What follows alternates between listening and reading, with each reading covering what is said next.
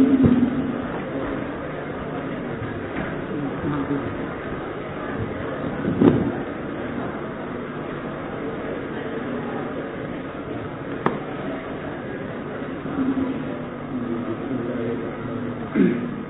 اللہ الرحمن الرحیم.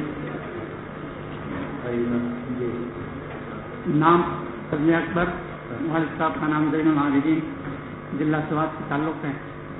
ابتدائی درجات جامع دارالخیر گلستان گوہر کراچی میں پڑھا اور رابعہ سے دارالعلوم میں. بسم اللہ الرحمن الرحیم. وبالسند المتصل منا الى الامام الحافظ الحجة امير المؤمنين في الحديث محمد بن اسماعيل البخاري رحمه الله تعالى ومتعنا بعلومه وفيوضه وبركاته آمين. قال حدثنا محمد بن كثير قال أخبرنا سفيان عن ابن المنكدر قال سمعت جابرا رضي الله تعالى عنه يقول قال رسول الله صلى الله عليه وسلم يوم الأحزاب من يأتينا بخبر القوم فقال الزبير أنا، ثم قال من يأتينا بخبر القوم فقال الزبير أنا، ثم قال من يأتينا بخبر القوم فقال الزبير أنا. قال إن لكل نبي حواريا وإن حواري الزبير.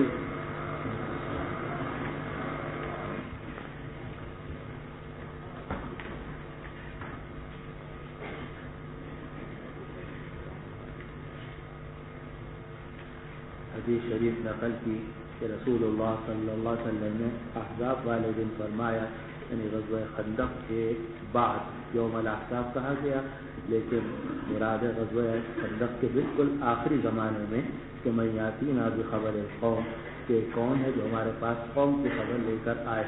یہاں قوم سے مراد ہیں بنو قریظہ، یہاں قوم سے مراد ہیں بنو قریظہ کے لوگ، اس لیے کہ حضور صلی اللہ علیہ وسلم نے دو آدمیوں کو روانہ کیا تھا. ایک حضرت حذیفہ ابن الیمان رضی اللہ عنہ، جن کا قصہ ہم نے گزشتہ درس میں آپ حضرات کے سامنے بیان کیا تھا کہ آپ نے اعلان کیا کوئی نہیں اٹھا، پھر اعلان کیا کوئی نہیں اٹھا، اور تیسری مرتبہ میں آپ نے بلکہ ابو بکر صدیق نے حضرت حذیفہ کا نام لیا اور آپ نے حضرت حذیفہ کو بھیجا.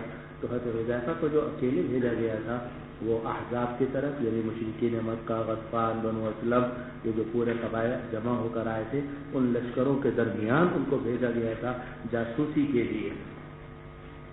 لیکن حضرت زبیر بن العوام رضی اللہ عنہ کا قصہ اس سے مختلف ہے. اور حضرت زبیر بن العوام رضی اللہ عنہ کو بھیجا گیا تھا بنو قریظہ کی طرف یہ دیکھنے کے لیے کہ بنو قریظہ کے لوگ کیا کر رہے ہیں، اور کیا وہ مدینے پر پیچھے کی طرف سے حملہ کی کیا کیا تیاریاں کر رہے ہیں یا نہیں کر رہے ہیں، اور کیا ان کی صورت حال ہے. تو اس وقت میں حضور صلی اللہ علیہ وسلم نے جب اعلان کیا کہ کون ہے جو ہمارے پاس قوم کی خبر لے کر آئے، تو آپ کے خود ذات بھائی زبیر بن العوام عشرہ مبشرہ میں سے یہ کھڑے ہوئے، انہوں نے کیا کہ میں جاؤں گا. آپ نے فرمایا کون ہے جو قوم کی خبر لے کر آئے، تو انہوں نے پھر کیا کہ میں جاؤں گا. پھر آپ نے اعلان کیا کون ہے جو قوم کی خبر لے کر آئے، تو انہوں نے کیا کہ میں جاؤں گا. تو آپ نے بڑی ان کی قدر فرمائی اور فرمایا ان لکل نبی حواریا وحواری الزبیر، کہ بے شک ہر نبی کے مددگار ہوتے ہیں اور میرے خاص مددگار جو ہیں وہ زبیر بن العوام ہیں. سارے صحابہ مددگار تھے حضور صلی اللہ علیہ وسلم کے، لیکن یہاں مراد اختصاص ہے، سارے کے سارے ہی ارحم المؤمنین بالمؤمنین تھے، اشدہم فی امر اللہ تھے، اصدقہم حیاء تھے، افضاہم تھے. لیکن ہر صحابی رضی اللہ عنہ کے اندر کوئی خاص صفت ایسی زیادہ تھی جو دوسروں کے اندر موجود نہیں تھی، اور ان تمام صفات کا مجموعہ جناب رسول اللہ صلی اللہ علیہ وسلم کی ذات مبارکہ تھی. اور معلوم ہوا کہ مختلف افراد کے اندر بعض ایسی صفات ہوتی ہیں کہ جو خاص صفت ایک میں زیادہ ہوتی ہے اور دوسرے میں وہ نہیں ہوتی، مگر دوسرے میں کوئی اور صفت ہوتی ہے، تیسرے میں کوئی اور صفت ہوتی ہے. سمجھ رہے ہیں بات کو؟ یہ بھی بہت سارے آپ کے اشکالات. کبھی آدمی کو اپنے آپ کو بھی حقیق نہیں سمجھنا چاہیے. ٹھیک ہے، ایک آدمی کو اللہ تعالیٰ نے کسی ایک چیز میں خاص فضل عطا فرمایا، تو ہو سکتا ہے کہ اللہ تعالیٰ نے آپ کو کسی دوسری چیز میں فضیلت عطا کی ہو، لیکن آپ اس فضیلت کو استعمال نہ کر رہے ہوں. تو ہر نبی کے مددگار ہوتے ہیں، اور بے شک میرے مددگار جو ہیں وہ زبیر ہے. حواری جو قرآن مجید میں بھی آیا ہے کہ قال الحواریون یا عیسی ابن مریم الی آخرہ، قال الحواریون نحن انصار اللہ الی آخرہ. تو حواریون جمع حواری کی، اور یہ لفظ نکلا ہے ہا واو را سے، اور اس کے معنی ہوتے ہیں گورے ہونے کے، سفید ہونے کے. اسی سے حور کہتے ہیں وہ عورت جو بہت گوری ہو، آنکھ کی سفیدی بہت سفید ہو، آنکھ کی سیاہی بہت سیاہ ہو.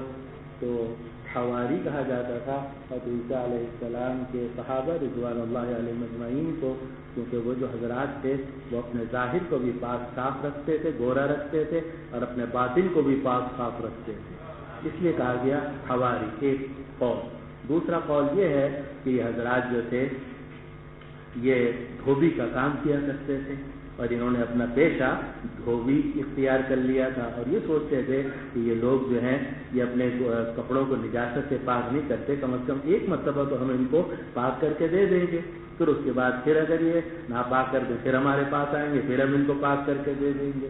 تو ایک طرف ان کا ذریعہ معاش بھی یہ تھا، چندہ بندہ نہیں سمجھ، تو ذریعہ معاش بھی یہ تھا، اور دوسری طرف ساتھ ساتھ یہ بھی تھا کہ تطہیر تھی، تطہیر ثیاب، تطہیر قلوب، تطہیر ابدان، یہ ان کا طریقہ تھا. تو ان کو کہا گیا حواریین کہ یہ پاک صاف لوگ ہیں، خود بھی اپنے آپ کو پاک صاف رکھتے ہیں، اور جو دوسرے اس زمانے کے مسلمان تھے ان کو بھی پاک صاف رکھتے ہیں.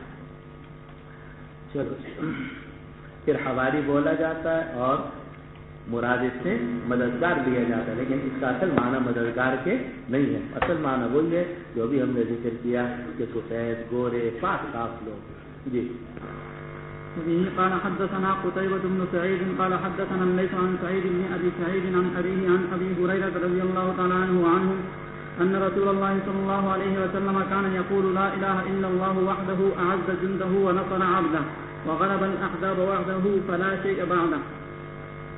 اب یہ کچھ روایات آپ کے سامنے ذکر کی جا رہی ہیں، اس سے معلوم ہوتا ہے کہ رسول اللہ صلی اللہ علیہ وسلم جب حج سے یا عمرے سے یا جہاد سے واپس تشریف لاتے تھے تو آپ کی زبان مبارک پر اکثر یہ کلمات ہوتے تھے، آئبون تائبون عابدون ساجدون لربنا حامدون نصر اللہ وعدہ وہزم الاحزاب وحدہ لا الہ الا اللہ وحدہ اعز جندہ ونصر عبدہ وغلب الاحزاب وحدہ فلا شیء بعدہ.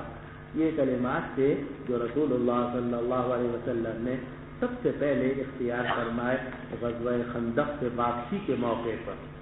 جب آپ غزوہ خندق سے واپس مدینہ منورہ کی طرف روانہ ہوئے اور احزاب جتنے قبائل تھے وہ ناکام و نامراد ہو کے واپس جا رہے تھے، تو اس وقت میں حضور صلی اللہ علیہ وسلم کی زبان مبارک پر یہ کلمات تھے کہ لا آئبون تائب ہم لوٹ رہے ہیں، تائبون توبہ کرنے والے ہیں، عابدون عبادت کرنے والے ہیں، لربنا حامدون ہم اپنے رب ہی کی تعریف کرنے والے ہیں. نصر اللہ وعدہ وہزم الاحزاب وحدہ، اللہ تعالیٰ نے اپنے بندے کی مدد کی اور تمام لشکروں کو اللہ تعالیٰ وحدہ لا شریک لہ نے شکست دے دی. وحدہ اللہ تعالیٰ نے. پھر حضور صلی اللہ علیہ وسلم یہ کلمات کثرت سے استعمال فرمانے لگے جب بھی آپ کسی مہم سے واپس آتے تھے. معلوم ہو کہ جب آپ سفر سے یا کسی مہم سے واپس آئے سال بال گزار کر تو آپ یہ دعا پڑھتے ہوئے جائیں، آئبون تائبون عابدون لربنا حامدون نصر اللہ وعدہ وہزم الاحزاب وحدہ. رسول اللہ صلی اللہ علیہ وسلم یہ فرماتے تھے لا الہ الا اللہ وحدہ اعز جندہ، اللہ تعالیٰ نے اپنے لشکر کو عزت دی، اپنے بندے کی مدد کی اور تمام لشکروں پر اکیلے غالب آ گیا. فلا شیء بعدہ، اللہ کے بعد کوئی چیز نہیں ہے. یہ فلا شیء بعدہ گویا کہ ایک طریقے سے وہی تعبیر ہے جو قرآن مجید میں فرمائی گئی کہ کل من علیہا فان ویبقی وجہ ربک ذو الجلال والاکرام. تعبیر مختلف ہے، مفہوم ہے. جی. به قال حدثنا محمد قال حدثنا الفزاري وعبدة عن إسماعيل بن أبي خالد قال سمعت عبد الله بن أبي أوفى رضي الله تعالى عنه وعنهم يقول دعا رسول الله صلى الله عليه وسلم على الأحزاب فقال اللهم منزل الكتاب سريع الحساب أهزم الأحزاب اللهم أهزمهم وزلزلهم. رسول اللہ صلی اللہ علیہ وسلم نے ان قبائل کے خلاف جنہوں نے مدینے پر حملہ کیا تھا یہ بددعا کی کہ اے اللہ جو کتاب کو نازل کرنے والا ہے اللہم منزل الکتاب سریع الحساب، جو روایت ہے وہ منزل الکتب، ویسے منزل الکتب بھی ہو سکتا ہے، لیکن جو روایت ہے اللہم منزل الکتاب سریع الحساب، اے اللہ جو کتاب کو نازل کرنے والا ہے، جلد حساب لینے والا ہے، اہزم الاحزاب، اے اللہ ان تمام لشکروں کو شکست دے دیجئے، اللہم اہزمہم وزلزلہم، اے اللہ ان کو شکست دے دیجئے اور ان کو ہلا کے رکھ دیجئے۔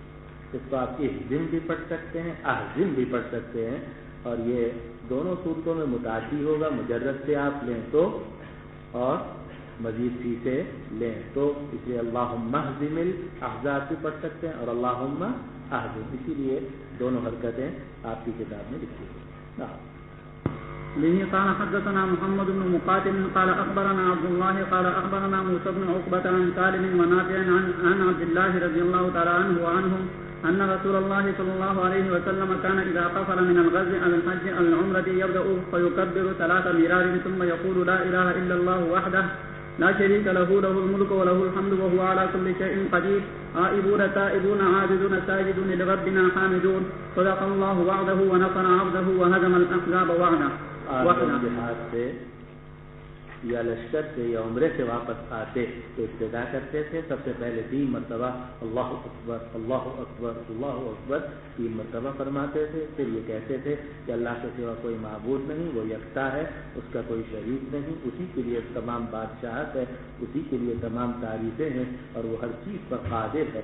ہم پلٹ رہے ہیں، آئبون اے نحنو آئبون، ہم پلٹ رہے ہیں، تائبون توبہ کرنے والے ہیں، عابدون اللہ کی عبادت کرنے والے ہیں، اللہ کے سامنے سجدہ کرنے والے ہیں، لربنا حامدون اپنے رب ہی کی تعریف کرنے والے ہیں۔ اللہ نے اپنے وعدے کو سچا کر دکھایا، اپنے بندے کی مدد کی، وہزم الاحزاب وحدہ، اور اکیلے تمام لشکروں کو شکست دی۔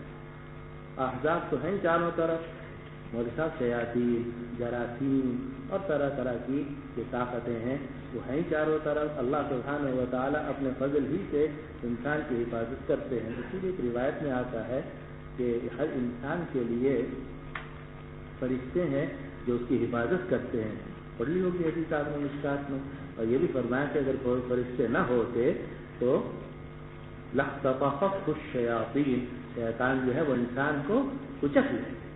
تو اللہ تعالیٰ کے جو لشکر ہیں وہ چاروں طرف سے انسان کی حفاظت کرتے ہیں جب تک کہ اس کی موت کا وقت نہیں آتا، اور جب موت کا وقت آ جاتا ہے تو لشکر سارے پیچھے ہٹا لیے جاتے ہیں۔ تو جو جراثیم اور بیماریاں اور طرح طرح کی چیزیں ہیں ان کے ذریعے سے انسان کی موت واقع ہو جاتی ہے۔ اسی کو قرآن مجید نے بھی فرمایا، ہر چیز قرآن مجید میں اور حدیث میں ساتھ ساتھ چل رہی ہے۔ لہو معقبات من بین یدیہ ومن خلفہ یحفظونہ من امر اللہ، پڑھتے نہیں ہے قرآن مجید۔ چلو باب مرجع النبي صلى الله عليه وسلم من الأحزاب ومخرجه إلى بني قريظة ومحاصرته إياه۔ یہ باب قائم کیا کہ نبی کریم صلی اللہ علیہ وسلم احزاب سے واپس پلٹے، لیکن فوراً آپ بنو قریظہ کی طرف تشریف لے گئے اور آپ نے بنو قریظہ کا محاصرہ کر لیا، محاصرتی ہی حضور نے محاصرہ کر لیا، ایاہم ان کا۔ پس منظر اس کا یہ ہے، ہم نے آپ کو بتایا کہ سردی کا زمانہ تھا اور یہ 10,000 افراد کو لے کر حملہ آور ہوئے تھے، لیکن پیچھے کمو سپلائی لائن جسے کہا جاتا ہے، سپلائی لائن کو قائم کی نہیں۔ اب جناب 10,000 آدمی، ان کو 10,000 2 روٹیاں، 20,000 روٹیاں صبح کو چاہیے، 20,000 روٹیاں دوپہر کو چاہیے، 20,000 روٹیاں شام کو چاہیے، اور روٹی نہیں چاہیے، پانی کی بوتلیں 10,000 بوتلیں صبح کو چاہیے، 10,000 بوتلیں شام کو چاہیے، پھر گوشت چاہیے، پھر کپڑے چاہیے، پھر یہ کہ سردی کا سارا سامان چاہیے۔ تو کوئی ایسے کھیل تو نہیں ہے جنگ، تو اس کے لیے بڑی تیاریاں کرنی پڑتی ہیں۔ اب وہ تیاریاں کر کے تو آئے، لیکن ظاہر ہے کہ جب محاصرہ لمبا ہوا، 2 دن 8 دن 10 دن 20 دن، اب وہ جتنی چیزیں لا رہے تھے ختم ہو رہی تھی اور پیچھے سے کوئی سپلائی لائن ایسی قائم نہیں تھی۔ اب یہ خود پریشان ہونا شروع ہو گئے۔ اب انہوں نے کہا کہ اس مسئلے کو تو حل کرنا چاہیے۔ تو ابو سفیان نے جو مشرکین کے لیڈر تھے تو انہوں نے بنو قریظہ کو پیغام بھیجا کہ تم حملہ کرو، تاکہ تم پیچھے سے حملہ کرو، پھر ہم آگے سے خندق کو پار کرنے کی کوشش کریں گے۔ انہوں نے کہا نہیں، پہلے آپ حملہ کرو۔ اگر عجیب واقعہ یہ پیش آیا کہ بنو غطفان جن کی تعداد سب سے زیادہ تھی، ان میں ایک صاحب تھے حضرت نعیم ابن مسعود رضی اللہ عنہ، تو وہ حضور صلی اللہ علیہ وسلم کی خدمت میں آئے اور عرض کیا کہ یا رسول اللہ میں مسلمان ہو گیا ہوں مگر ابھی تک کسی کو میں نے نہیں بتایا، بس مجھے معلوم ہے، میرے رب کو معلوم ہے، میں نے دل سے اسلام قبول کر لیا ہے اور میں آپ کے ہاتھ پر بھی اسلام قبول کرتا ہوں، لیکن ابھی تک چونکہ کسی کو معلوم نہیں ہے تو اگر میں آپ کی کوئی خدمت کر سکوں تو کر سکتا ہوں۔ آپ نے فرمایا ٹھیک ہے، جنگ تو دھوکے کا نام ہے، تم جو بھی ان کو دور کرنے کی جو صورت ہو سکتی ہے اختیار کرو۔ چنانچہ نعیم ابن مسعود جو تھے سب سے پہلے قریظہ کے لوگوں کے پاس گئے اور ان کے ان سے تعلقات تھے، اور جا کر ان کا جو سردار تھا کعب ابن اسد تو اس سے بات کی اور کہا بھی تم لوگ جانتے ہو کہ میں تو تم لوگوں کا مخلص آدمی ہوں، ہمیشہ تم لوگوں کے یہاں آتا جاتا رہتا ہوں، تم بھی ہمارے یہاں آتے جاتے رہتے ہو، تو تمہیں اندازہ ہونا چاہیے کہ یہ جو قبائل ہیں، ہم لوگ جو حملہ آور ہوئے ہیں، ہم تو چلے جائیں گے لیکن تمہارا کیا بنے گا؟ تم تو حضور کے گھیرے میں آ جاؤ گے، تو تمہارے لیے مسئلہ ہے۔ اس لیے میرا مشورہ یہ ہے کہ اگر یہ ابو سفیان اور دوسرے لوگ تمہیں پیغام بھیجیں کہ پیچھے سے حملہ کرو تو تم اس وقت تک حملہ نہ کرنا جب تک کہ کوئی ان سے ضمانت نہ لے لو، کیونکہ ایسا نہ ہو کہ شکست کے بعد وہ سب بھاگ جائیں اور تم اکیلے مارے جاؤ۔ کہا بھی بات تو تمہاری ٹھیک ہے مگر ہم کیا ان سے لیں؟ ان کا تم ایسا کرو کہ جب وہ لوگ تمہارے پاس پیغام بھیجے تو ان سے کہنا کہ اپنے 8-10 جو سردار ہیں وہ ہمارے پاس بھیج دو، وہ ہمارے قلعے میں ہمارے ساتھ رہیں، اور تاکہ ہمیں کچھ اطمینان رہے کہ آپ لوگ ہمیں چھوڑ کر نہیں بھاگو گے۔ ان کو یہ تجویز پسند آئی کہ ٹھیک ہے، اگر ان لوگوں نے ہمیں حملے کا حکم دیا تو ہم ان سے کہیں گے کہ اپنے 8-10 افراد یہاں سے، اور ہم آپ کو پہلے بتا چکے ہیں کہ بنو نذیر کا جو حیی ابن اخطب تھا وہ بھی اسی بنیاد پر ادھر منتقل ہو گیا تھا بنو قریظہ کے آ کے تم حملہ کرو اور ہم معاہدہ توڑو اور میں تمہارے ہاں آ کے ٹھہر جاتا ہوں، جو تمہارا حشر ہوگا وہی میرا حشر ہوگا، چنانچہ وہ اس کا حشر ہوا جیسا کہ آگے آ رہا۔ تو ان کو نعیم ابن مسعود نے یہی بات کہی کہ تم ان کے بھی 8-10 افراد اپنے ہاں قلعے میں رکھو۔ پھر یہ نعیم ابن مسعود بنو قریظہ سے فارغ ہو کے ادھر گئے اور قریش کے لوگوں سے کہا کہ بھائی تم جانتے ہو کہ ہم آئے ہیں، تمہارے ساتھی ہیں، اور لیکن یہ کہ میں نے یہ سنا ہے کہ بنو قریظہ کے لوگوں کی نیت خراب ہو گئی ہے، میں نے یہ سنا ہے کہ بنو قریظہ کے لوگوں کی نیت خراب ہو گئی ہے اور وہ پچھتا رہے ہیں کہ ہم نے محمد سے صلی اللہ علیہ وسلم ہم نے ان سے اپنا معاہدہ کیوں توڑا، اور میں نے یہ سنا ہے کہ وہی چاہتے ہیں کہ تمہارے کوئی 8-10 افراد سردار پکڑ کے حضور کے حوالے کر دیں اور پھر بعد میں حضور سے صلح کر دیں، میں نے سنا ہے، تو تم ذرا ہوشیار رہنا۔ اب اس کے بعد جب محاصرہ لمبا ہوتا رہا اور کمک لائن پیچھے کوئی ہے ہی نہیں، سپلائی لائن ہے نہیں، اور کھانے کی اور دوسری چیزوں کی پریشانی شروع ہو گئی، تو ابو سفیان نے ان کو پیغام بھیجا بنو قریظہ کو کہ تم حملہ کرو پیچھے سے تاکہ ہم آگے سے حملہ کریں۔ انہوں نے کہا ٹھیک ہے، ہم حملہ کرنے کے لیے تیار ہیں، تو آپ 8-10 افراد جو ہے وہ اپنے ہمارے پاس بھیجو تاکہ وہ ہمارے قلعے کے اندر ہمارے ساتھ رہیں، ہمیں چھوڑ کر نہ جائیں۔ اوہو، ابو سفیان نے کہا یہ تو وہی قصہ ہے، وہ نعیم نے بالکل صحیح کہا تھا کہ ہمارے 8-10 افراد کو پکڑ کر حضور کے حوالے کریں گے اور اس کے بعد حضور سے صلح کر کے ہماری مصیبت کھڑی کر دیں گے۔ انہوں نے کہا نہیں بھائی یہ بات تو غلط ہے، اور ہم تو اپنے افراد تمہارے ساتھ نہیں بھیجیں گے۔ کہا اس کا مطلب ہے کہ تم نہیں بھیجنا چاہتے تو اس کا مطلب تم ہمیں چھوڑ کے چلے جاؤ گے اور پیچھے ہم مارے جائیں گے، ہم تو حملہ کرنے کے لیے تیار ہیں۔ نتیجہ یہ ہوا کہ نعیم ابن مسعود کی سیاسی گفتگو سے یہ نتیجہ نکلا کہ جو بنو قریظہ کے لوگ تھے وہ حملہ نہ کر سکے اور ادھر سے ان کا حملہ نہ ہوا۔ اب یہ افواہ پھیل گئی کہ شاید قریظہ اور یہ لوگ جو ہیں یہ احزاب کے بھی کچھ خلاف ہو رہے ہیں، یہ کیا قصہ ہے۔ جب یہ محاصرہ لمبا ہوا تو اس کے بعد ابو سفیان سخت سردی کا اور پھر اللہ تعالیٰ نے ایک تیز آندھی بھیجی، اور ایسی آندھی تھی کہ اس میں خیمے کی تنابیں کھل گئیں اور ہنڈیاں جو رکھی ہوئی تھی چولہوں کے اوپر وہ الٹ گئیں، جیسا کہ روایات میں اور سیرت کی کتابوں میں مذکور ہے۔ اور سخت ٹھنڈی ہوا، عام طور سے سردی کے زمانے میں آندھی نہیں چلتی مولوی صاحب، عام طور سے سردی کے زمانے میں تیز ہوا تو ہوتی ہے ٹھنڈی، لیکن آندھی جسے کہتے ہیں وہ عام طور سے نہیں ہوتی۔ آندھی کب آتی؟ سردیوں میں، گرمیوں میں؟ اللہ نے تو آنکھیں دی نہیں دی، گرمیوں میں آتی ہے عام طور سے آندھی، لیکن اللہ سبحانہ و تعالیٰ نے یہ سردیوں کے زمانے میں تیز آندھی دے دی۔ اس کو قرآن نے فرمایا ارسلنا علیہم ریحا وجنودا لم تروها، اور حدیث میں فرمایا گیا نصرت بالصبا، میری صبا سے مدد کی گئی۔ تو ایک تو ویسی تیز ہوا تو چل ہی رہی تھی جیسے آج کل بھی کچھ چل رہی ہے، اور وہاں بہت تیز ہوا تھی، سخت ٹھنڈی ہوا، کھڑا ہونا انسان کے لیے مشکل تھا رات کے وقت، سردی میں کب کباتے تھے سب سوچتا تھی۔ اور ادھر سے جناب وہ ہوا جو ہے اور آندھی کی شکل اختیار کر گئی، تو وہ سفیان نے حکم دیا کہ بھئی اب ہمارے لیے یہاں ٹھہرنا ممکن نہیں رہا، ہمارے جانور ختم ہو رہے ہیں، خاص ان کو ذبح کر کر کے ہم کھائے جا رہے ہیں، تو کب تک ہم اس طریقے سے کام کریں گے، اب سامان اٹھاؤ اور واپس چلو۔ چنانچہ وہ سفیان نے سارا سامان اٹھایا اور یہ سب لوگ واپس چلے گئے۔ بس جیسے یہ لوگ گئے، صبح کے قریب یہ لوگ روانہ ہوئے، دوپہر کے وقت حضور صلی اللہ علیہ وسلم نے صحابہ سے فرمایا ٹھیک ہے ہم بھی واپس چلتے ہیں۔ جب دیکھا کہ سارا لشکر ان کا چلا گیا ہے، دوپہر تک انہوں نے انتظار کیا، جب کافی دور مشرکین کا لشکر چلا گیا تو حضور صلی اللہ علیہ وسلم نے صحابہ سے کہا کہ چلو مدینے واپس چلے۔ اب جب آپ مدینے کی طرف واپس چلے تو جبریل علیہ السلام آ گئے، کہا آپ کہاں جا رہے ہیں؟ کہا مدینے کی طرف۔ تو جبریل علیہ السلام نے کہا نہیں ہمیں تو حکم ہے کہ ہم قریظہ جائیں۔ ان لوگوں نے بدعہدی کیوں کی تھی؟ اور ابھی تک انہوں نے حضور صلی اللہ علیہ وسلم کے ساتھ کوئی پیغام صلح کا بھیجا نہیں تھا، بدعہدی کر کے معاہدہ توڑ چکے تھے۔ تو حضور صلی اللہ علیہ وسلم نے فرمایا ٹھیک ہے، اور اعلان کر دیا کہ لا یصلین احد العصر الا فی قریظہ، کوئی آدمی عصر کی نماز نہ پڑھے بلکہ سیدھا قریظہ پہنچ کے ان کا محاصرہ کر لو۔ چنانچہ صحابہ رضوان اللہ علیہ اجمعین بہت تیزی سے روانہ ہوئے، بلکہ جبریل علیہ السلام آگے تھے، ان کے پیچھے حضور صلی اللہ علیہ وسلم اور صحابہ رضوان اللہ علیہ اجمعین کا لشکر تھا۔ آگے غبار نظر آ رہا تھا کہ تیزی سے جا رہا ہے ایک آدمی، اور جبریل علیہ السلام تھے اور پیچھے حضور صلی اللہ علیہ وسلم اور صحابہ۔ یہ سب حضرات جو ہے وہاں پہنچے، اور وہاں پہنچ کے انہوں نے بنو قریظہ کا محاصرہ کیا، اور یہ محاصرہ تقریباً 25 دن جاری رہا، 25 دن۔ لیکن یہ محاصرہ اس لیے آسان تھا کہ یہاں سپلائی لائن موجود تھی، اور پیچھے مدینہ میں یہ سارے کے گھر تھے، ان کے ساری چیزیں کھانے پینے کی، باغات وغیرہ تو ان کے اپنے تھے، تو اس لیے محاصرہ آسان رہا۔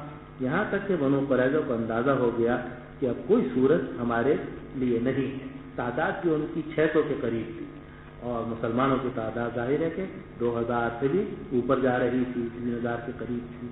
تو اس لیے محاصرہ جب لمبا ہوا تو آخر میں بنو قریظہ کا جو سردار تھا کعب بن اسد، اس نے اپنے لوگوں کو جمع کیا، اور جمع کرنے کے بعد ان سے خطاب کیا اور کہا کہ تم جانتے ہو کہ محمد حق پر ہے اور وہ نبی برحق ہیں، اور ان کی ساری علامات توریت کے اندر لکھی ہوئی ہیں۔ ہم اب تک محض ضد کی وجہ سے ان کی مخالفت کرتے رہے ہیں، اس لیے میری پہلی تجویز یہ ہے کہ تم ایمان لے آؤ تاکہ ہماری جان بچے اور حق قبول کریں۔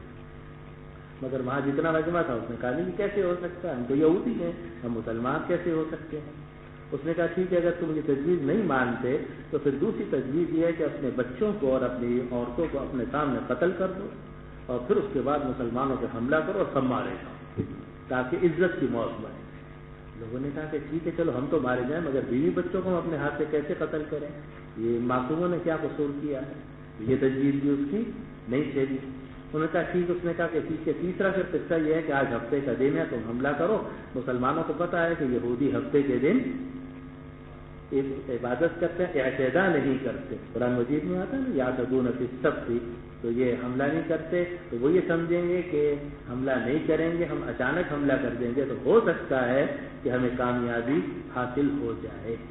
یہود نے کہا کہ اسی اعتداء کے سب کی وجہ سے تو ہمیں خنزیر بنایا گیا تھا ہمارے آباء و اجداد کو، قرآن مجید میں بھی ہے، توریت میں بھی ہے۔ انہوں نے یہی کہا کہ اسی اعتداء کے سب کی وجہ سے تو ہمیں قردۃ والخنازیر وہ بنایا گیا تھا، تو یہ کیسے ممکن ہے کہ وہ گناہ ہم پھر دوبارہ کریں، پھر دوبارہ ہمارے اوپر یہ عذاب مسلط ہو۔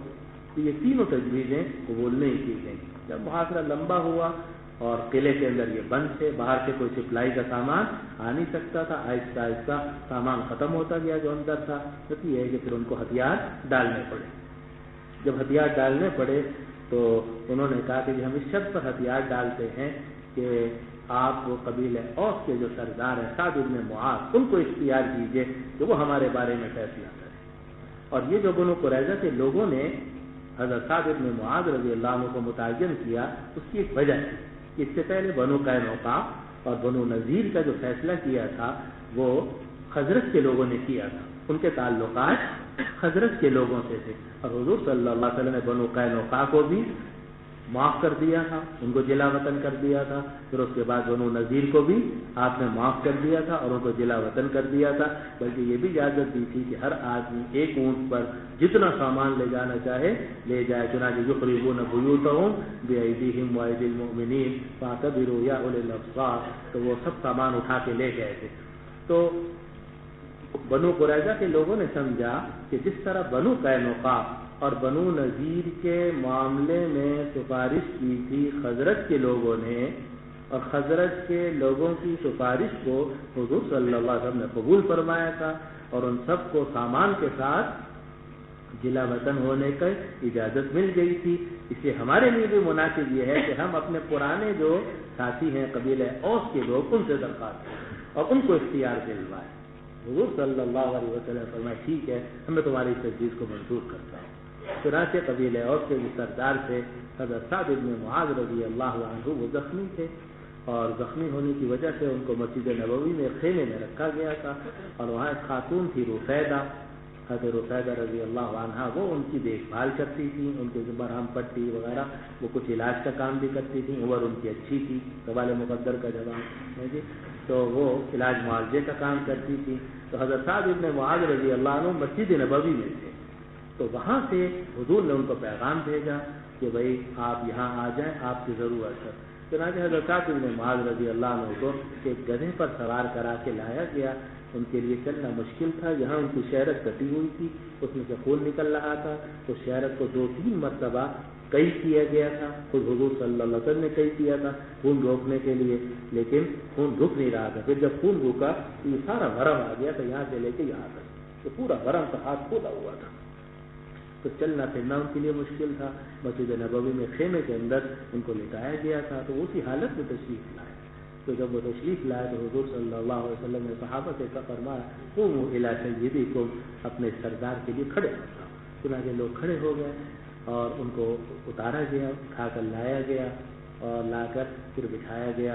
تو پھر آپ نے سعد بن معاذ سے کہا کہ یہ قبیلہ قریظہ کے لوگ، بنو قریظہ کے لوگ آپ کے فیصلے کے اوپر اتر آئے ہیں۔ یہ کہتے ہیں کہ سعد بن معاذ جو بھی فیصلہ کریں گے وہ فیصلہ ہمارے لیے قبول ہوگا۔ حضرت سعد بن معاذ رضی اللہ عنہ جو خاموش رہے، پھر اس کے بعد انہوں نے فیصلہ کیا، وہ فیصلہ بڑا سخت فیصلہ تھا۔ انہوں نے کہا کہ جتنے بھی ان میں مقاتلین ہیں یعنی بالغ مرد ہیں ان سب کو قتل کر دیا جائے، البتہ ان کی بیوی اور بچے جو ہیں ان کو غلام بنا دیا۔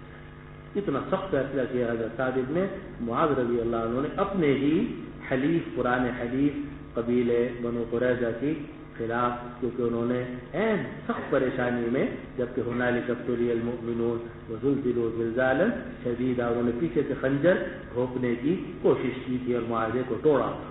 تو حضرت سعد بن معاذ رضی اللہ عنہ نے فیصلہ کیا اور فیصلے کے اوپر عمل بھی ہوا، جیسا کہ آگے روایتوں میں آ رہا ہے۔ تو اس کے لیے امام بخاری رحمۃ اللہ علیہ نے باب قائم کیا کہ نبی کریم صلی اللہ علیہ وسلم کا واپس پلٹنا احزاب سے ومخرجہ الی بنی قریظہ، اور آپ کا تشریف لے جانا یا نکلنا بنو قریظہ کی طرف، اور پھر آپ کا ان کا محاصرہ کرنا۔ چلو به قال حدثني عبد الله بن ابي شيبه قال حدثنا ابن نمير عن هشام عن ابيه عن عائشه رضي الله تعالى عنها وعنهم قالت لما رجع النبي صلى الله عليه وسلم من الخندق ووضع السلاح واغتسل اتاه جبرائيل فقال قد وضعت السلاح والله ما وضعناه اخرج اليهم قال فإلى اين؟ قال فإلى اين؟ قال ها هنا، واشار الى بني قريظة فخرج النبي صلى الله عليه وسلم اليهم۔ وبه قال حدثنا موسى قال حدثنا جرير بن حازم عن حميد بن هلال عن انس رضي الله تعالى عنه وعنه قال كأني انظر الى الغبار ساطعا في زقاق بني غنم موجب جبرائيل حين سار رسول الله صلى الله عليه وسلم الى بني قريظة۔ روایت نقل کی ہے عائشہ رضی اللہ عنہ سے کہ جب نبی کریم صلی اللہ علیہ وسلم خندق سے واپس پلٹے، آپ نے ہتھیار اتار دیے، وضع السلاح کا ترجمہ ہتھیار اتار دیے اور غسل کر لیا، اور جو عام کپڑے تھے وہ پہن لیے۔ اتاہ جبریل علیہ السلام آپ کے پاس آ گئے اور عرض کیا کہ آپ نے تو ہتھیار اتار دیے ہیں، اللہ کی قسم ہم نے تو نہیں اتارے، آپ ادھر نکلیے۔ آپ نے فرمایا کہاں؟ قال ہا ہونا، انہوں نے کہا ادھر، اور اشارہ کیا بنو قریظہ کی طرف، تو نبی کریم صلی اللہ علیہ وسلم پھر ادھر تشریف لے گئے۔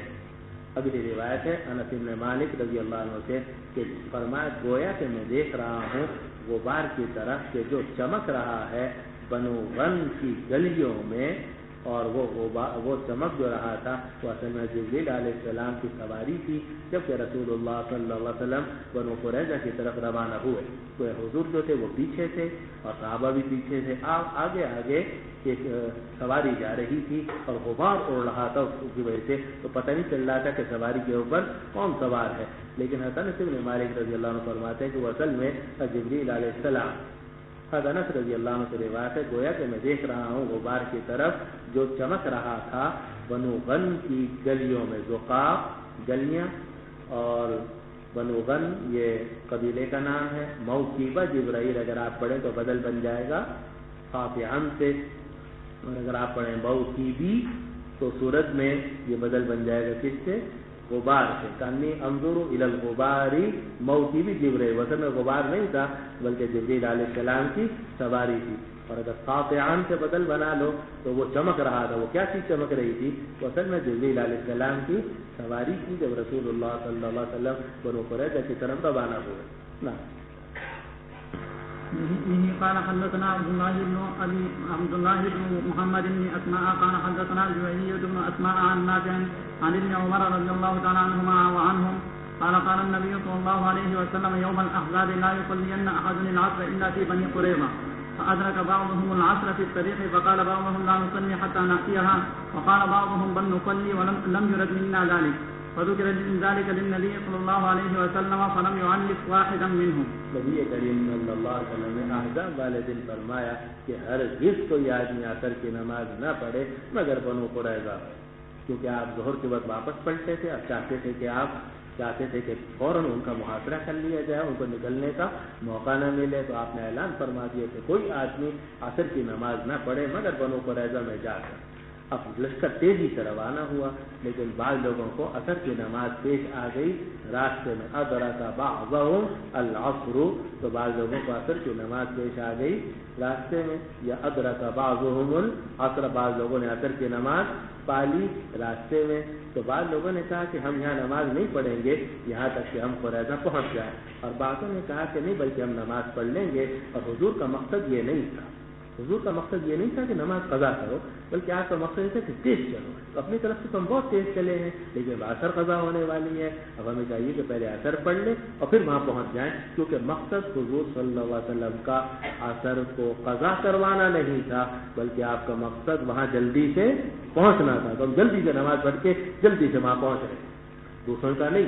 آپ نے فرمایا تھا ہرگز کوئی آدمی عصر کی نماز نہ پڑھے یہاں تک کہ پہنچ جائے، جب نہیں پڑھیں گے راستے میں وہاں پہنچیں گے۔ بعض لوگوں نے کہا کہ ہم نماز نہیں پڑھیں گے یہاں تک کہ ہم قریظہ پہنچ جائیں، اور بعض لوگوں نے کہا کہ نہیں بلکہ ہم نماز پڑھ لیں گے، لم یرد منا ذلک، ہم سے اس بات کا ارادہ نہیں کیا گیا، کس بات کا؟ کہ عصر کو قضا کریں، عصر کو قضا کرنا مقصود نہیں تھا بلکہ جلدی مقصود تھی، لیکن بعض کہتے ہیں کہ نہیں، آپ نے تو صاف فرمایا تھا لا یصلین احد العصر، نہیں، قانون تاکید ثقیلہ، ہرگز کوئی آدمی عصر کی نماز نہ پڑھے یہاں تک کہ قریظہ پہنچ جائے، ہم راستے میں نہیں پڑھے۔ اب کسی نے پڑھی کسی نے نہیں پڑھی، اب یہ بات ذکر کی گئی نبی کریم صلی اللہ علیہ وسلم سے، فلم یعنف واحدا منہم، تو آپ نے ان میں سے کسی پر بھی ملامت نہیں کی، جنہوں نے عصر کی نماز پڑھ لی تھی ان پر بھی ملامت نہیں کی، اور جنہوں نے عصر کی نماز نہیں پڑھی تھی ان پر بھی آپ نے ملامت نہیں کی۔ اس سے دو مسئلے ثابت ہوئے، وہ یہ ہے کہ کبھی کبھار کوئی نص آتی ہے، ایک اس کا ظاہری مفہوم ہوتا ہے، ایک معنی مرادی ہوتا ہے، تو بعض مجتہدین اس کا ظاہری مفہوم مراد لے لیتے ہیں، اور بعض مجتہدین جو ہیں وہ اس کا کہتے ہیں کہ ظاہر مراد نہیں بلکہ اصل جو معنی مقصودی ہے وہ مراد ہے، ظاہری معنی مراد نہیں بلکہ معنی مقصودی مراد ہے۔ اب جو حضرات ظاہری معنی کو لے لیں ان پر بھی کوئی ملامت نہیں ہے، جیسا کہ اکثر امام احمد بن حنبل اور امام شافعی رحمہ اللہ یا ظاہریہ جو ہیں وہ ظاہری معنی مراد لے لیتے ہیں، اور بعض مجتہدین جو ہیں وہ ظاہری معنی کو چھوڑ دیتے ہیں دیکھنے کے اندر، اور جو معنی مقصودی ہے، جو نص اصل مقصود ہے شارع علیہ السلام کا وہ لے لیتے ہیں، اللہ سبحانہ و تعالیٰ کا یا شارع علیہ السلام کا جو معنی مقصودی ہے وہ مراد لے لیتے ہیں۔ تو اجتہاد کے یہ دو طریقے ہو سکتے ہیں کہ ظاہر الفاظ کو لیا جائے ایک صورت، یا ظاہر الفاظ کو ترک کر کے جو اس کا معنی مقصودی ہے شارع علیہ السلام کا یا اللہ سبحانہ و تعالیٰ شارع عز و جل کا، تو وہ معنی مرادی میں لیا جائے۔ تو یہ دونوں طریقے ہیں، اور ان دونوں طریقوں میں سے کسی بھی طریق والے کو ہم ملامت نہیں کر سکتے۔ ایک مسئلہ تو یہ بات معلوم ہوا، کیونکہ دیکھو آپ نے کی نہیں کی، ہرگز عصر کی نماز نہ پڑھے کوئی آدمی، ہرگز تم میں سے کوئی آدمی عصر کی نماز نہ پڑھے۔ تو جن لوگوں نے نماز نہیں پڑھی انہوں نے ظاہر معنی پر عمل کیا، اور جنہوں نے نماز پڑھ لی انہوں نے کہا کہ مقصد آپ کا عصر سے روکنا نہیں تھا، بلکہ آپ کا مقصد جلدی کروانا تھا۔ ہم تو جلدی کر رہے ہیں تو ہم تو معنی مقصود ہی لیں گے۔ معلوم ہوا کہ بعض حضرات نے ظاہری الفاظ کو لیا، بعض حضرات نے ظاہری الفاظ کو ترک کر کے جو معنی مقصودی تھا وہ مراد کیا۔ فلم يعلم واحدا منهم، اور آپ نے ان میں سے کسی پر بھی تعنیف یعنی ملامت نہیں کی۔ دوسرا مسئلہ یہ معلوم ہوا کہ جب مجتہد دو مجتہد ہوتے ہیں اور وہ اجتہاد کرتے ہیں تو ان کا جو اختلاف ہے وہ حق اور باطل کا اختلاف نہیں ہوتا، بلکہ راجح اور مرجوح کا اختلاف ہوتا ہے۔ ان میں سے آپ کسی کو ملامت نہیں کر سکتے، ان میں آپ کسی کو، ٹھیک ہے آپ کا مذہب بھی آپ 10 دلائل دے کے امام ابو حنیفہ رحمۃ اللہ علیہ کے مذہب راجح قرار دیتے ہیں، آپ کو حق حاصل ہے، کر لیں کوئی حرج نہیں، لیکن آپ یہ سمجھیں کہ امام مالک، امام شافعی، امام احمد ابن حنبل رحمہ اللہ جو ہیں وہ صریح طور پر غلط ہیں یا باطل پر ہیں، اعاذنا اللہ من ذلک، نہیں وہ بھی مجتہد ہیں۔ آپ کا جو مذہب ہے وہ صواب محتمل الخطا ہے، اور ان کا جو مذہب ہے وہ خطا محتمل الصواب۔ آپ کا مذہب درست ہے لیکن غلطی کا امکان موجود ہے، اور وہ جو ہے ان کا مذہب جو ہے وہ خطا ہے مگر اس کے اندر ثواب کا احتمال موجود۔ یہ اختلاف حق و باطل کا اختلاف نہیں ہے، بلکہ راجح اور مرجوح یا دوسرے لفظوں میں ثواب اور خطا کا اختلاف ہے۔ ان اصاب فلہ اجران وان اخطا فلہ اجر واحد۔ یہ وہی بات ہے جو حضرت علی اور حضرت معاویہ رضی اللہ عنہ کے بارے میں ہم کہتے ہیں کہ ایک مجتہد مصیب تھے، دوسرے مجتہد مخطئ تھے۔ ہمارے نزدیک حضرت علی رضی اللہ عنہ مجتہد مصیب تھے، ان کو 2 ثواب ہے، اور حضرت معاویہ رضی اللہ عنہ مجتہد مخطئ تھے اس مسئلے کے اندر جس میں حضرت علی رضی اللہ عنہ کا اختلاف ہوا، فلہ اجر واحد، تو ان کے لیے ایک اجر ہے۔ وہ اختلاف حق و باطل کا نہیں تھا بلکہ راجح اور مرجوح کا تھا۔ تو اب دیکھیے 2 قرآن مجید کے اس میں، ایک بنو نذیر کے قصے میں یہ قرآن مجید میں فرمایا گیا، آپ کو ہم نے بتا دیا تھا کہ بعض لوگوں نے ما قطعتم من لینۃ او ترکتموها، بعض لوگوں نے درخت کاٹے تھے اور بعض لوگوں نے نہیں۔ دونوں کو قرآن نے کیا کہا؟ فبإذن اللہ۔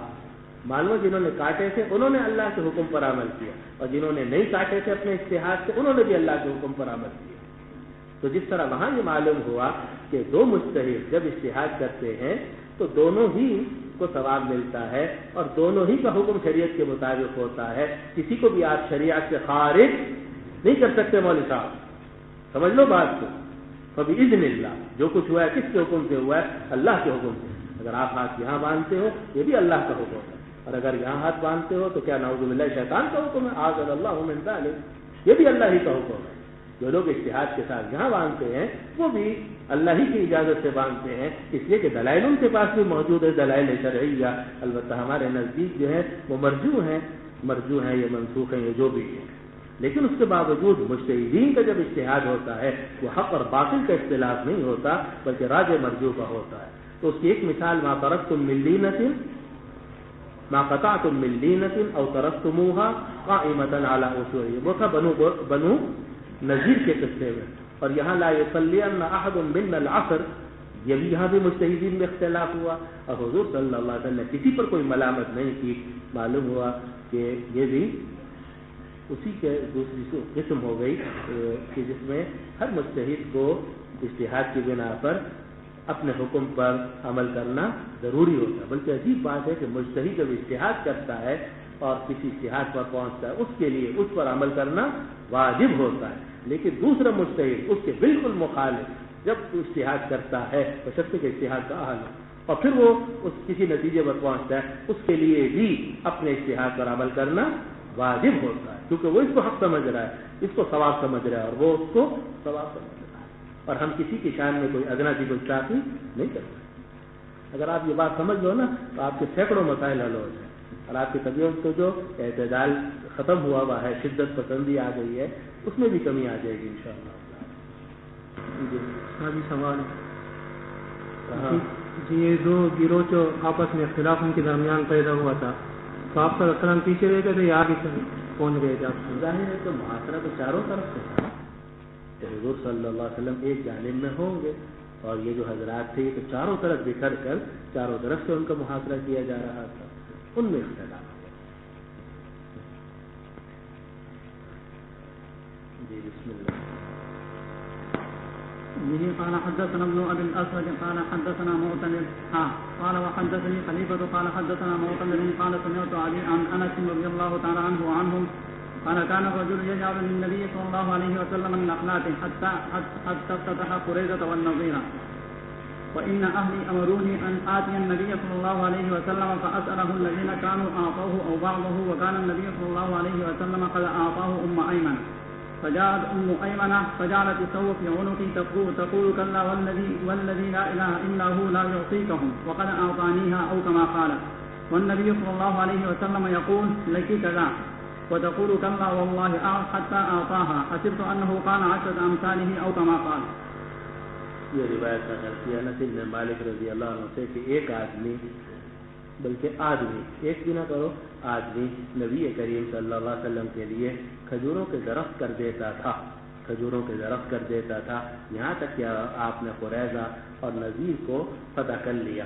ترتیب عبارت میں قریظہ پہلے ہے، نذیر بعد میں ہے، لیکن آپ جانتے ہیں کہ پہلے واقعہ ہوا ہے نذیر کا، پھر اس کے بعد واقعہ ہوا ہے قریظہ کا۔ یہاں تک کہ آپ نے نذیر اور قریظہ کو فتح کر لیا تو کیا مطلب کہ اس کے بعد حضور صلی اللہ علیہ وسلم نے جو پیداوار تھی اور جن لوگوں نے اپنے درختوں کے اپنے باغات کے کچھ درختوں کو حضور صلی اللہ علیہ وسلم یا مہاجرین کے لیے وقف کیا ہوا تھا اور اس کی پیداوار ان حضرات کو دیتے تھے، تو حضور صلی اللہ علیہ وسلم نے وہ واپس کرنی شروع کر دی اور یہ فرمایا کہ اللہ تعالیٰ نے ہمیں مستغنی کر دیا ہے۔ یہ قصہ ہوا۔ وَإِنَّ أَهْلِي أَمَرُونِي، اور میرے گھر والوں نے مجھے حکم دیا۔ یہ کون کہہ رہے ہیں؟ انس بن مالک۔ انس بن مالک جو یہ بھی انصار صحابہ میں تھے، ان کا بھی باپ تھا، تو میرے گھر والوں نے مجھے حکم دیا کہ میں نبی کریم صلی اللہ علیہ وسلم کی خدمت میں جاؤں اور میں آپ سے سوال کروں ان درختوں کا جو آپ کو دیے تھے یا اس میں سے کچھ درختوں کا۔ اور نبی کریم صلی اللہ علیہ وسلم نے وہ درخت دے دیے تھے ام ایمن کو۔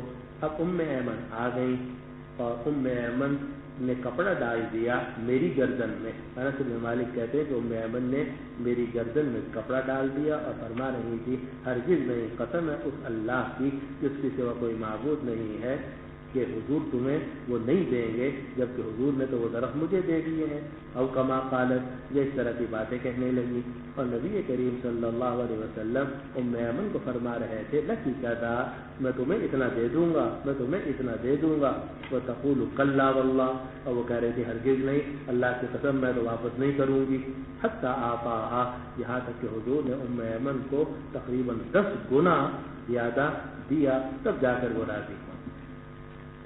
اب قصہ یہ وہی ہے جو آپ کچھ تھوڑا سا سمجھ رہے ہوں گے کہ مہاجرین اور حضور صلی اللہ علیہ وسلم کے لیے انصار صحابہ نے کچھ درختوں کو متعین کر دیا تھا، لیکن ہم آپ کو پہلے بتا چکے ہیں کہ ان درختوں کی پیداوار حضور کو اور مہاجرین کو دی جاتی تھی، ورنہ حضور صلی اللہ علیہ وسلم نے ان کو فرمایا تھا کہ اشرکونا فی المہنہ، کہ تم یہ درخت اپنے پاس رکھو۔ انہوں نے تو یہ کہا تھا کہ ہم آدھا باغ آپ کو دے دیتے ہیں۔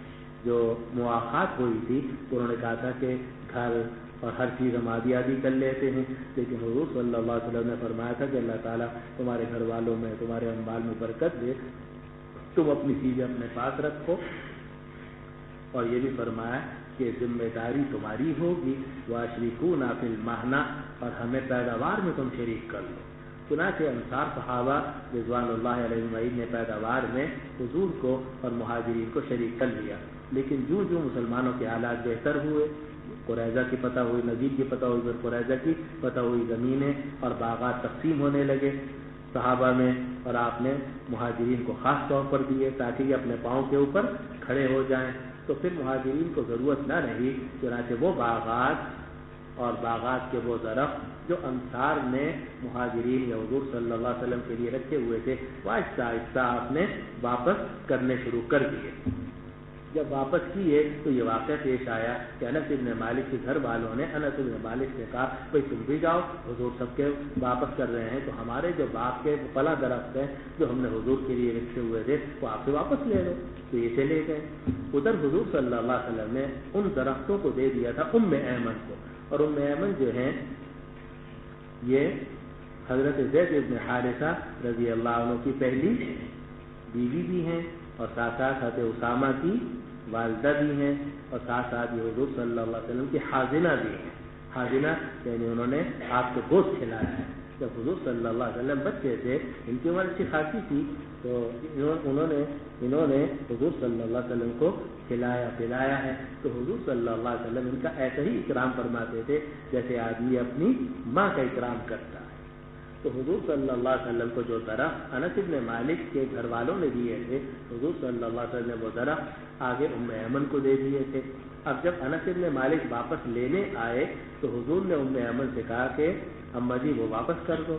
اماں جی نے کہا میں کیسے واپس کر دوں، میں تو نہیں دیتی، کہا نہیں درد دے دو، کہا نہیں دیتی ہے، بلکہ وہ انس ابن مالک کو ڈانٹنے لگے اور گردن کپڑا لے کے انس ابن مالک کی گردن میں ڈال دیا اور کہا تو مجھ سے کیوں لیتا ہے جی؟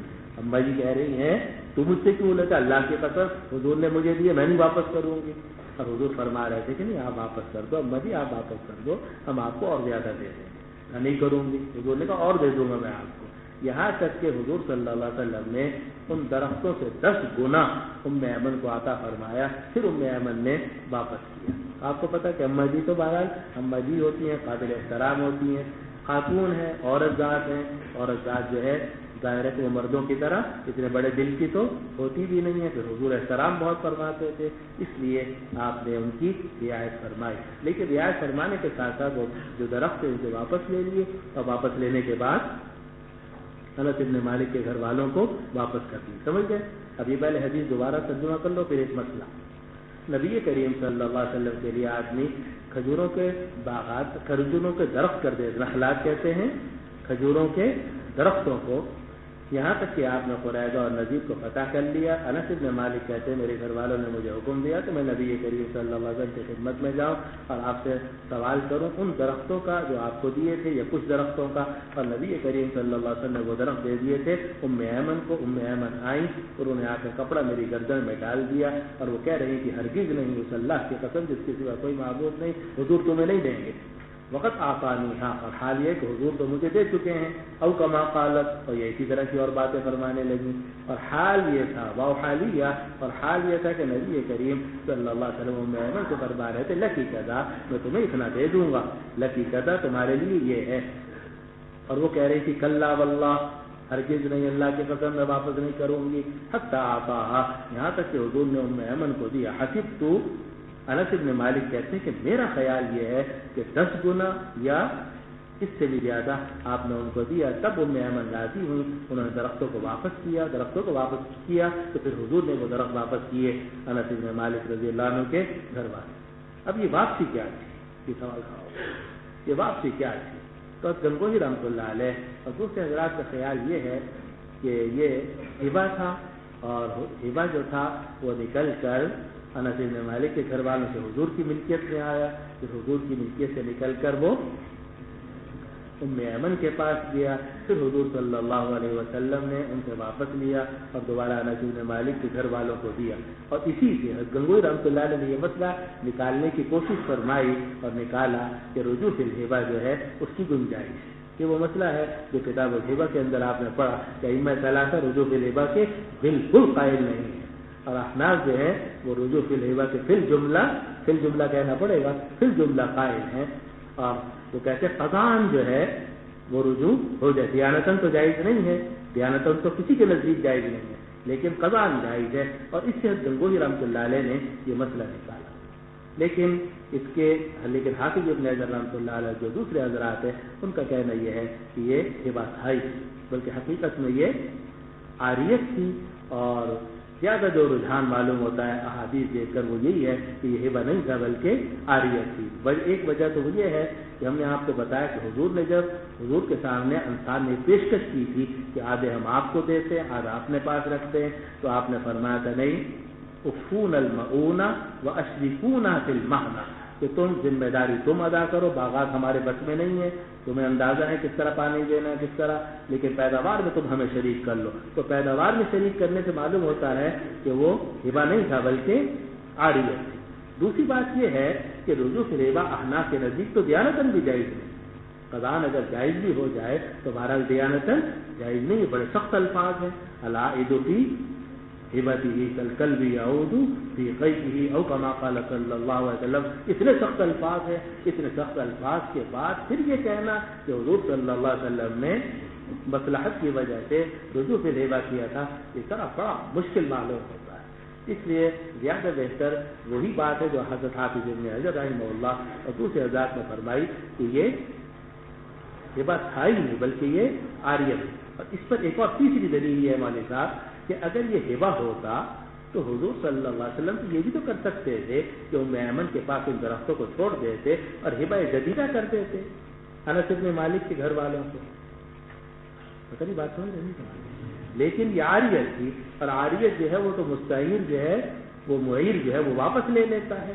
مستعیر سے حضور صلی اللہ علیہ وسلم، تو معیر کو چونکہ واپس لینے کا حق حاصل ہے، اور ابھی تک وہ مستعار چیز مستعیر کی ملکیت میں داخل ہی نہیں ہوئی، تو وہ چیز تو حضور کی ملکیت میں بھی داخل نہیں ہوئی تھی۔ جب حضور کی ملکیت میں داخل نہیں ہوئی تھی تو ام ایمن کی ملکیت میں کیسے داخل ہو گئی تھی؟ اس لیے حضور مجبور تھے واپس لینے کا۔ اس لیے آپ ان کو کہتے رہے نہیں اماں جی واپس کر دو، نہیں اماں جی واپس، یہاں تک کہ آپ نے ان کو 10 گنا دے کر ان سے واپس لیا۔ یہ واپس لینا ظاہر ہے کہ ایسے ہی معلوم ہوتا ہے کہ کس بنا پر تھا؟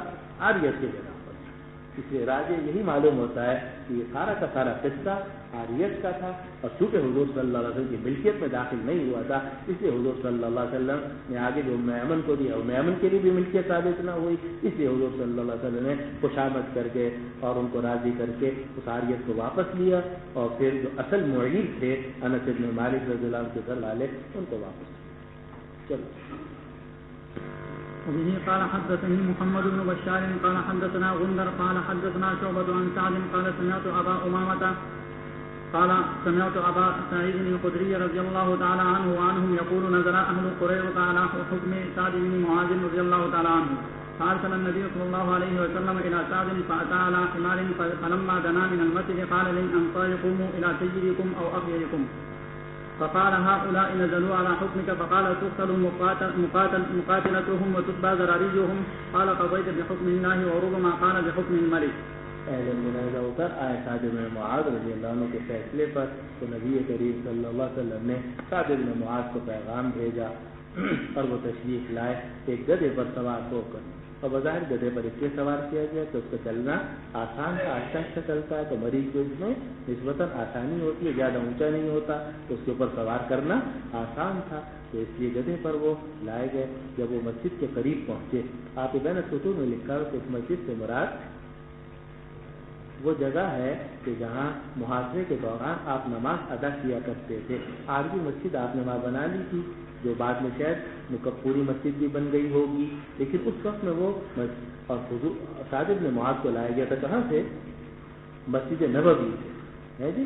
تو یہ فلما دنا من المسجد سے ظاہر ہے کہ مسجد نبوی تو مراد ہونے کا کوئی سوال ہی نہیں ہے، مسجد نبوی سے تو ان کو لایا گیا تھا۔ جب وہ مسجد کے قریب پہنچے، یعنی اس جگہ کے قریب پہنچے کہ جہاں حضور صلی اللہ علیہ وسلم آج کل نمازیں پڑھا رہے تھے، قال للانصار، تو آپ نے انصار سے فرمایا قوموا الی سیدکم، اپنے سردار کی طرف کھڑے ہو جاؤ، اپنے سردار کی طرف کھڑے ہو جاؤ، یا یہ فرمایا قوموا الی اخیرکم، تم میں سے جو سب سے بہترین صاحب ہیں ان کے لیے کھڑے ہو جاؤ۔ پھر حضور صلی اللہ علیہ وسلم نے فرمایا کہ یہ جو لوگ ہیں ہؤلاء، اس میں اشارہ اس کا مشار الیہ بنو قریظہ، کہ بنو قریظہ کے لوگ آپ کے فیصلے پر اتر آئے ہیں، تو انہوں نے فیصلہ سنا دیا کہ ان کے مقاتلہ کو قتل کر دیا جائے اور ان کے ذراری گیر کو گرفتار کر لیا جائے۔ رسول اللہ صلی اللہ علیہ وسلم نے فرمایا قضیت بحکم اللہ، آپ نے فیصلہ کیا ہے اللہ کا فیصلہ، وربما قال بحکم الملک، اور بعض روایتوں کے مطابق آپ نے یہ فرمایا کہ قضیت بحکم الملک، کہ آپ نے ملک بادشاہ کے فیصلے کے مطابق فیصلہ کیا۔ تو بادشاہ سے مراد بھی کون ہے؟ اللہ سبحانہ و تعالی۔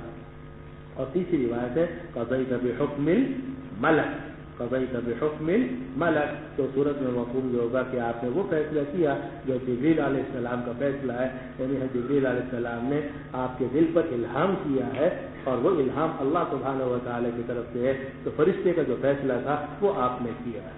تو قضیت بحکم اللہ، قضیت بحکم الملک اور قضیت بحکم الملک. اور یہیں یہ وہ روایت ہے قوموا الی سیدکم کہ اپنے سردار کے لیے کھڑے ہو جاؤ. اسی سے مسئلہ کھڑا ہو گیا قیام کا کہ اگر کسی کے آنے پر کھڑے ہونا جائز ہے یا ناجائز ہے. تو لمبی چوڑی بحث ہے، اپنے موقع پر انشاءاللہ آئے گی، لیکن آسان سے بات سمجھ لو کہ صرف ایک صورت منہی عنہ ہے، ایک صورت منہی عنہ ہے. اصل منہی عنہ وہ یہ ہے کہ آدمی بیٹھا رہے اور سارے کے سارے جو لوگ ہیں وہ اس کے اعزاز کے اندر کھڑے رہیں.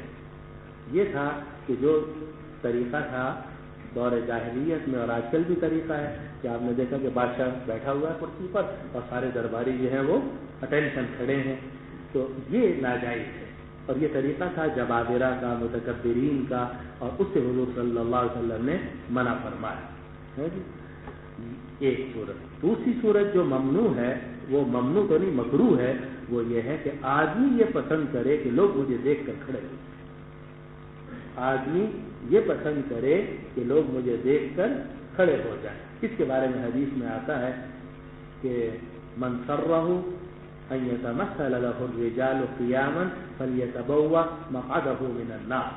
من سرہ ان یتمثل له الرجال قیاما، اس آدمی کو یہ بات پسند ہو کہ لوگ اس کو دیکھ کر اٹینشن کھڑے ہو جائیں. تمثل کے معنی بت کی طرح کھڑے ہو جائیں. مثال بت کو کہتے ہیں کہ جس آدمی کو یہ بات پسند ہو کہ لوگ اس کو دیکھ کر بت کی طرح کھڑے ہو جائیں، فلیتبوأ مقعده من النار، اس کو چاہیے کہ اپنا ٹھکانہ جہنم میں بنا لے.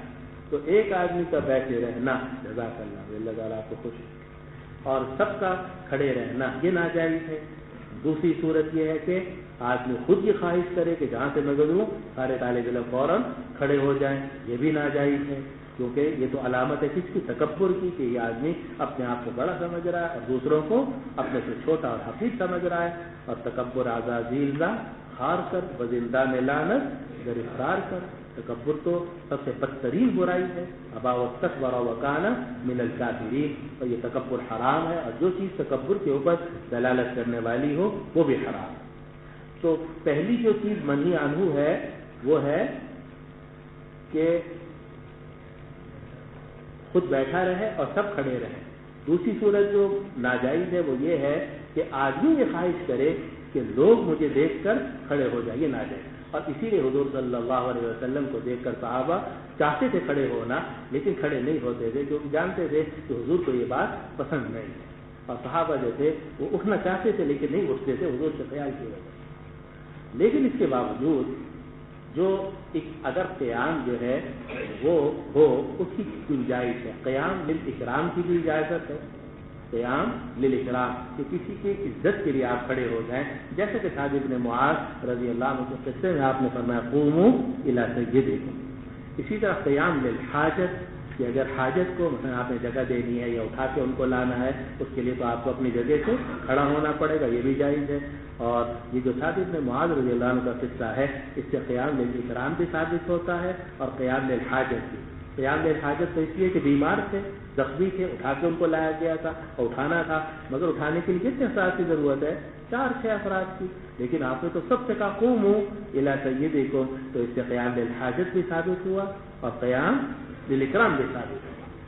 اسی طریقے سے حدیث میں آتا ہے کہ رسول اللہ صلی اللہ علیہ وسلم جب تشریف لاتے تھے کسی بھی سفر سے سب سے پہلے اپنی بیٹی حضرت فاطمہ رضی اللہ عنہا کے پاس تشریف لے جاتے تھے، اور حضرت فاطمہ آپ کو دیکھ کر کھڑی ہو جاتی تھی، آپ کو دیکھ کر کھڑی ہو جاتی تھی.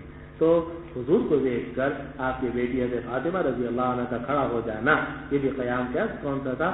قیام للاکرام تھا.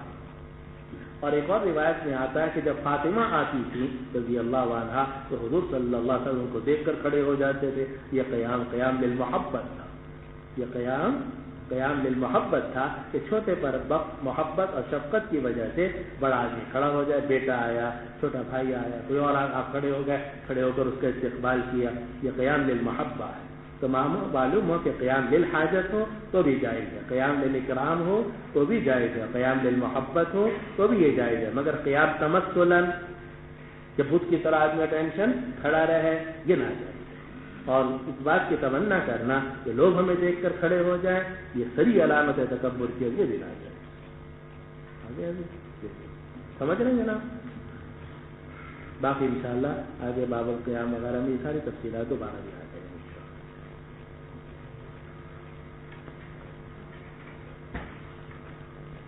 آگے حدیث شریف لمبی ہے نا. چلو واللہ سبحانہ و تعالی.